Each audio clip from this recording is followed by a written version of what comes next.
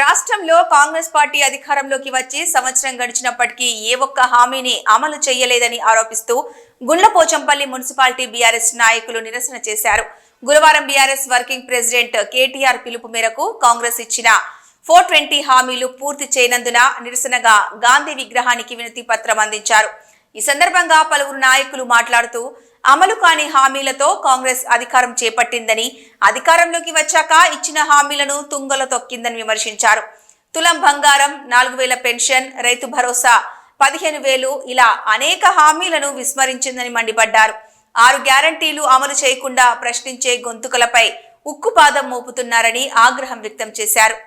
Congress party అధికారంలోకి రావడం కోసము ఎన్నో మోసపూరిత హామీలు ఇచ్చి ప్రజల్ని మభ్యపెట్టి ఈరోజు అబద్ధపు వాగ్దానాలు ఇచ్చి ప్రజలందరినీ ఈరోజు మోసం చేయడం జరిగింది.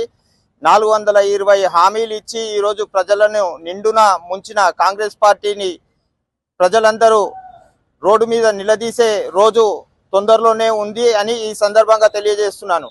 ఈరోజు ముసలి వాళ్లకు 4,000 పెన్షన్ ఇస్తానని, అలాగే కేసీఆర్ 1,00,000 రూపాయలు ఇస్తే నేను 1,00,000తో పాటు తులం బంగారం ఇస్తానని, అలాగే ఇంట్లో ఉన్న మహిళలకు 2,500 ఇస్తానని, అలాగే స్కూల్ పిల్లలకు స్కూటీలు ఇస్తానని, అలాగే ఎస్సీలకు 10 లక్షల రూపాయలు ఈరోజు దళిత బంధు కేసీఆర్ ఇస్తుంటే నేను 12 లక్షలు ఇస్తానని ఇలాంటి మోసపూరిత హామీలు ఇచ్చి ఈరోజు ప్రజలందరినీ, తెలంగాణ ప్రజలందరినీ మోసం చేసిన రేవంత్ రెడ్డికి తగిన బుద్ధి చెప్తామని ఈ సందర్భంగా తెలియజేస్తున్నాం. జై కేసీఆర్, జై కేటీఆర్, తెలంగాణ అమరవీరులకు.